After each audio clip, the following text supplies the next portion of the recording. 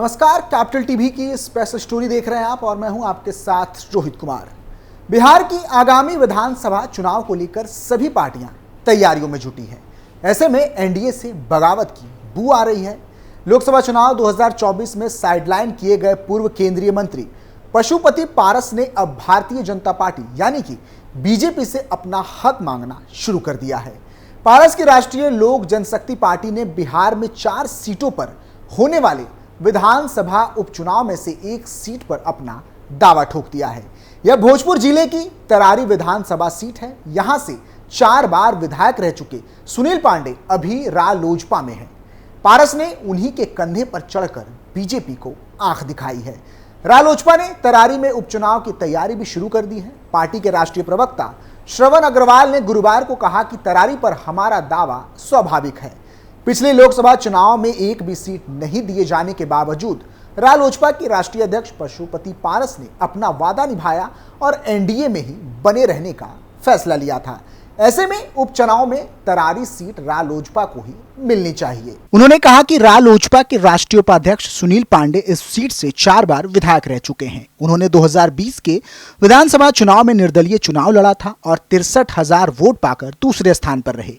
2015 के चुनाव में भी लोजपा के उम्मीदवार गीता पांडे तरारी में महज 272 सीटों से हारी थी। बता दें कि तरारी विधानसभा सीट एनडीए के अंदर पूर्व में जेडीयू के पास रही। सुनील पांडे जेडीयू के टिकट पर ही चुनाव लड़ते और जीतते भी रहे। 2020 के विधानसभा चुनाव में यह सीट बीजेपी के खाते में चली गई। पार्टी ने यहां से कौशल कुमार को टिकट दिया था।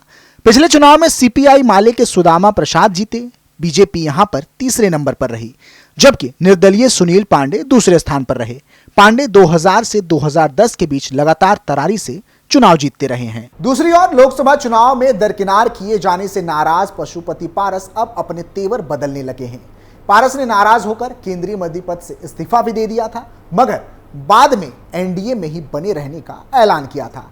हालांकि अब धीरे धीरे उनके तेवर बदलने लगे हैं। पिछले दिनों उन्होंने संकेत दे दिए थे कि अगर उन्हें एनडीए में उचित सम्मान नहीं मिला तो वे बिहार की सभी 243 विधानसभा सीटों पर अपने प्रत्याशी उतार देंगे।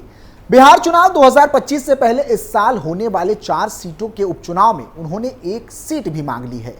बता दें कि लोकसभा चुनाव में 4 विधायकों के सांसद बनने के बाद बिहार में जल्द ही खाली हुई सीटों पर उपचुनाव होंगे। तरारी के अलावा रामगढ़, बेलागंज और इमामगंज सीट पर उपचुनाव होने हैं। इसे अगले साल होने वाले विधानसभा चुनाव का सेमीफाइनल भी माना जा रहा है। बेलागंज में जेडीयू तो इमामगंज में हम का उम्मीदवार उतरना तय माना जा रहा है। वहीं तरारी और रामगढ़ सीट पर बीजेपी कैंडिडेट की तलाश की जा रही है। इसमें से तरारी सीट पर अब रालोजपा ने दावा ठोककर बीजेपी की मुश्किलें बढ़ा दी हैं। पशुपति पारस की पार्टी सुनील पांडे को ही तरारी से उम्मीदवार बनाना चाहती है। चूंकि एनडीए से बगावत की खबरें सामने आ रही हैं, तो कुछ राजनीतिक समीकरणों को भी समझना जरूरी हो जाता है, जिसने पशुपति पारस को साइडलाइन करने का काम किया है। बीजेपी की परीक्षा में हमेशा सफल रहे चिराग। पिछले 5 साल चिराग पासवान की राजनीति के लिए बेहद कठिन रहा। 2020 के विधानसभा चुनाव से ठीक पहले उनके पिता रामविलास पासवान का निधन हो गया। इसी बीच एनडीए में जेडीयू के विरोध के कारण लोजपा को उचित सीटें नहीं मिली, जिसके बाद चिराग पासवान ने विद्रोह कर अकेले चुनाव लड़ने का ऐलान किया था। जेडीयू के उम्मीदवार के खिलाफ पूरे राज्य में उन्होंने अपने उम्मीदवार उतार दिए, जिसका नुकसान नीतीश कुमार की पार्टी को उठाना पड़ा। इस दौरान भी चिराग पासवान ने बीजेपी के खिलाफ उम्मीदवार नहीं उतारा था। पार्टी में टूट के बाद चिराग पासवान को रामविलास पासवान का दिल्ली स्थित बंगला भी खाली करना पड़ा। इस दौरान चिराग पासवान काफी भावुक हो गए थे, लेकिन उन्होंने उस दौरान भी पीएम मोदी और बीजेपी के खिलाफ कोई बयान नहीं दिया था। चिराग हमेशा से अपने आप को पीएम मोदी का हनुमान बताते रहे। नीतीश के करीबी रहे हैं पशुपति पारस। पशुपति पारस बिहार की राजनीति में लगभग 50 साल से सक्रिय रहे। रामविलास पासवान के साथ उस दौर में उन्होंने कार्य किया जब रामविलास बीजेपी और आरएसएस के खिलाफ राजनीति करते थे। पशुपति पारस के नीतीश कुमार के साथ भी रिश्ते अच्छे रहे। लोजपा में टूट के लिए भी जानकार जदयू को जिम्मेदार बताते रहे हैं। पशुपति पारस नीतीश कुमार के कैबिनेट में मंत्री भी रहे। हालांकि जब नीतीश कुमार ने एनडीए से नाता तोड़ा, फिर भी वो एनडीए में बने रहे थे, लेकिन जदयू से उनकी नजदीकी बीजेपी की तुलना में अधिक रही। ऐसे में पशुपति पारस के साथ बीजेपी और आरएसएस के नेताओं के रिश्ते बहुत अच्छे नहीं रहे, जिसका नुकसान पारस को उठाना पड़ा। महागठबंधन से चिराग को न्योता। चिराग पासवान की सक्रियता और रामविलास पासवान की विरासत उनके काम आ गई। बिहार की राजनीति में माना जाता रहा है कि रामविलास पासवान वोट ट्रांसफर करवाने के मामले में सबसे बड़े नेता हैं। लंबे समय तक यह कहा जाता रहा कि रामविलास पासवान जिधर जाते हैं जीत उस गठबंधन की होती है। चिराग की सभाओं में उमड़ रही भीड़ के बाद हाल के दिनों में चर्चा थी कि उन्हें महागठबंधन की तरफ से भी बड़े ऑफर दिए गए। लोजपा और राजद के रिश्ते हमेशा से अच्छे रहे। ऐसे में बीजेपी के अंदर इस बात की आशंका थी कि अगर पशुपति पारस को ज्यादा वैल्यू दी गई तो शायद चिराग एनडीए को बड़ा नुकसान पहुंचा सकते हैं। चिराग ने पूरे बिहार में खड़ा किया संगठन। पार्टी में बड़ी टूट के बाद चिराग पासवान ने दिल्ली से लेकर बिहार तक जमकर मेहनत की। चिराग पासवान पूरे बिहार की यात्रा पर निकले। जगह जगह चिराग पासवान के द्वारा सभाओं का आयोजन किया गया। इस दौरान उनकी सभाओं में युवाओं की भारी भीड़ उमड़ी। चिराग पासवान ने विधानसभा चुनाव में लगभग 130 उम्मीदवारों को उतारकर अपनी पार्टी का एक संगठन खड़ा कर लिया। चिराग पासवान ने पार्टी में टूट के बाद भी पीएम मोदी के समर्थन में मतदाताओं के बीच अपनी पकड़ बनाए रखी। बिहार फर्स्ट, बिहारी फर्स्ट जैसे मुद्दों पर वो लगातार मुखर रहे। नीतीश कुमार की सरकार पर भी वो लगातार हमलावर दिखे।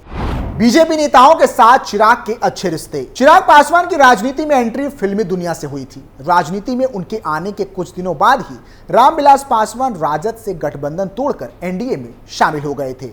रामविलास पासवान के इस फैसले में भी चिराग पासवान की भूमिका बताई जाती रही है। बिहार बीजेपी के नेताओं के साथ उनके बेहद अच्छे रिश्ते रहे। साल 2020 में जब जदयू के साथ विवाद के बाद चिराग ने अकेले चुनाव लड़ने का ऐलान किया था तो बीजेपी और आरएसएस से जुड़े कई नेताओं ने उनकी पार्टी के सिंबल पर चुनाव लड़ा था। पारस में चिराग जैसी लॉयल्टी का भाव। चिराग पासवान ने सारे अपमान झेले। पिता की खड़ी की गई पार्टी को चाचा के स्वार्थ के कारण विभाजित होते देखा। पारस की बेईमानी के कारण मंत्री पद से वंचित हो गए। इतना ही नहीं, जिस बंगले में जन्म से लेकर राजनीति के पायदान पर कदम रखने तक समय बिताया था वह भी चाचा के कारण उनसे छिन गया। फिर भी वे कभी भाजपा या पीएम मोदी के खिलाफ मुखर नहीं दिखे। पशुपति पारस ने ठीक इसके उल्टा काम किया। सीटों के बंटवारे में हाजीपुर सीट वे छोड़ने को तैयार नहीं हुए। इतना ही नहीं, नाराजगी का इजहार उन्होंने मीडिया के सामने भी कर दिया। सार्वजनिक मंचों पर भी वे हाजीपुर सीट को लेकर अड़े रहे और भाजपा को इशारों में बहुत कुछ सुना दिया। उन्होंने तो यहां तक कह दिया कि एनडीए की सूची के अधिकृत ऐलान के बाद वे कोई भी फैसला ले सकते हैं। कोई भी फैसले से उनका तात्पर्य साफ था कि वे एनडीए का साथ भी छोड़ सकते हैं। लालू प्रसाद यादव और तेजस्वी से उनकी बातचीत के संकेत भी बाहर आने लगे। भाजपा ने उन्हें संतुष्ट करने के लिए गवर्नर तक का पद भी ऑफर किया, पर वे हाजीपुर से चुनाव लड़ने की जिद पर अड़े रहे। चिराग से अधिक सीटों की मांग करते रहे। सच तो यही है कि चिराग ने जितनी शालीनता दिखाई उतना ही कड़ा तेवर पारस ने प्रदर्शित किया। भविष्य की राजनीति के लिए अधिक उपयोगी है चिराग। बिहार में बीजेपी अपने दम पर सरकार बनाने के लिए लंबे समय से प्रयास करती रही है। चिराग पासवान बीजेपी के ऐसे सहयोगी हैं जो पीएम मोदी और अमित शाह के दौर में लगातार साथ बने हुए हैं। बिहार की राजनीति में माना जाता है कि लोजपा के पास 5 से 6% वोट हैं। ऐसे में बिहार की सत्ता तक पहुंचने के लिए चिराग पासवान बीजेपी के लिए एक मजबूत आधार हो सकते हैं। शायद यही कारण है कि एनडीए पशुपति पारस को उतनी तवज्जो नहीं दे रही है और एक एक सीट के लिए पशुपति पारस को संघर्ष करना पड़ रहा है। फिलहाल के लिए इतना ही। आप देखते रहिए कैपिटल टीवी बिहार। नमस्कार।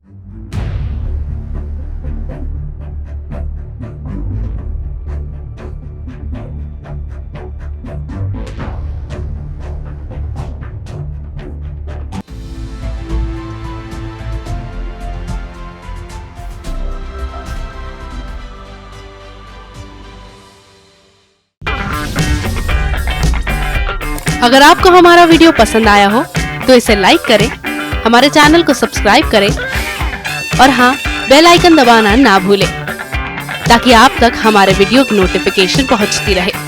आप अपना सुझाव हमें कमेंट बॉक्स में दे सकते हैं। हमारे साथ जुड़ने के लिए शुक्रिया।